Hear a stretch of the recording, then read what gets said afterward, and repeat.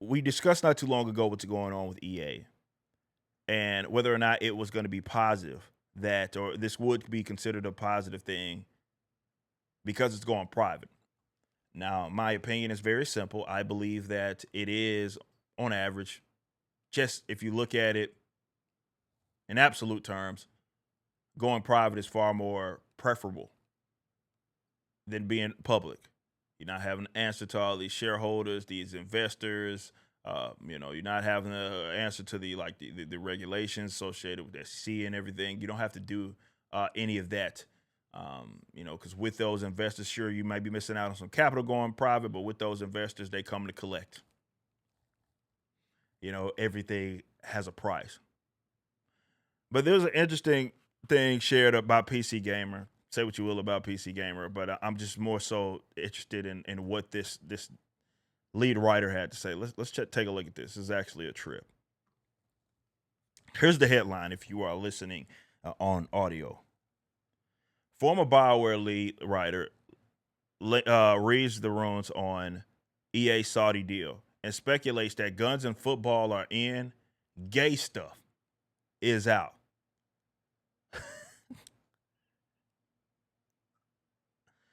So let's read this. The rumors have been swirling for a while before today brought a major industry, and I believe this is yesterday, announcement. EA has struck a $55 billion deal to go private. A Saudi-backed buyout. This is what it says. It's the biggest leveraged buyout in history, meaning that the new EA is instantly saddled with $20 billion of debt and will face intense pressure to crank those profits.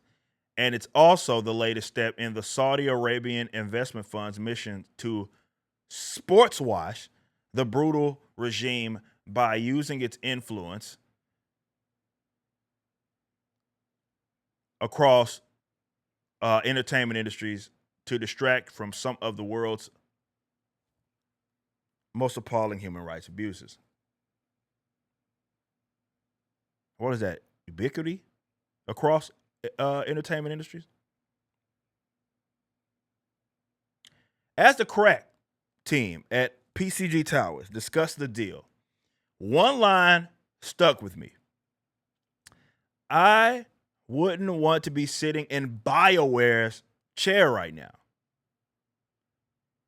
The vibes around one of the all-time great RPG studios have not been good in recent years, and a fairly decent Dragon Age The Veilguard didn't persuade anyone that the studio is capable of surpassing contemporary greats like Baldur's Gate 3 or Disco Elysium.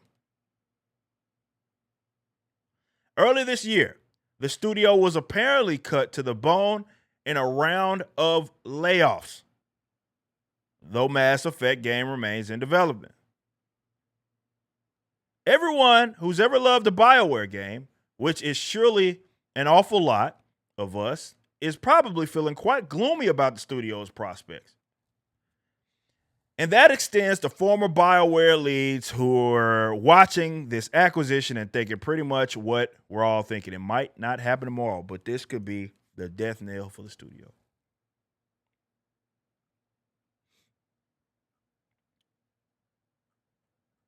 So it says Patrick Weeks, who goes by Trick Weeks, was a writer at BioWare from 2005 to 2025, working across various Mass Effect and Dragon Age titles. He said they recently took it to Blue Sky, which is where all the leftists are, linking coverage of the EA Saudi deal alongside imaginary conversation. That goes like this. Buyer, so your games, guns and football, yes. EA, mostly guns and football, yeah. No gay stuff, politics, we're not gonna like, says buyers. Haha, definitely not. Hey, could you give me 1 sec? I need to shut down the studio real quick. Weeks was one of those that was laid off. So basically, this is a roundabout way of the former lead writer in Patrick Weeks is essentially saying what we have all been thinking. And this is like a glass half full kind of situation if you look at it this way. In that, yes, it is Saudi, and Saudi has their own political agendas. A lot of that stuff conflicts with a lot of the modern Western ideals that have been perpetuated in games for the last decade or so. And so, if you put two and two together, definitely because yes, they are inheriting a lot of debt, so they're going to need to make some money. They're not going to be able to take as much risk. Obviously, they make a lot of money off of already like the EAFC. It's not FIFA anymore, but they make a lot of money off of titles like that via the microtransactions and everything. I'd expect those to continue. But what's interesting is that even the leftists are assuming that, well, with this means that there's going to be a lot less of the gay stuff, quote, as they quote. That ain't those words. Those words aren't mine. That's what they said, or that Patrick Weeks said. It's going to be a lot less of that. Obviously, that in itself kind of conflicts with some of these Saudi Arabian ideals. But also, it's not good for the bottom line. So I don't know what you guys think, but it's going to be very, very, very interesting over the next years to see where this stuff kind of lands. What's going to happen out of EA going private? I believe it's not going to go into full effect until 2027, but going fully private, what that means for it is a powerhouse studio with name recognition, with properties, IPs. But it'll be interesting to see if them going completely private, not going to be able to rely on a lot of these investors anymore. That the bottom line is truly going to matter what direction that takes the games. Like, I could see it going both ways.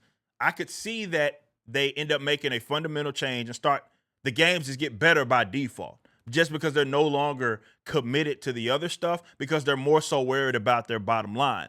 On the other side, you have to also worry about, well, again, they got a lot of debt that they're taking on. They got to start making money. Some of their games, especially the sports titles, are microtransactioned out of the wazoo. Could we see an even more egregious version of that? So I'm not sure.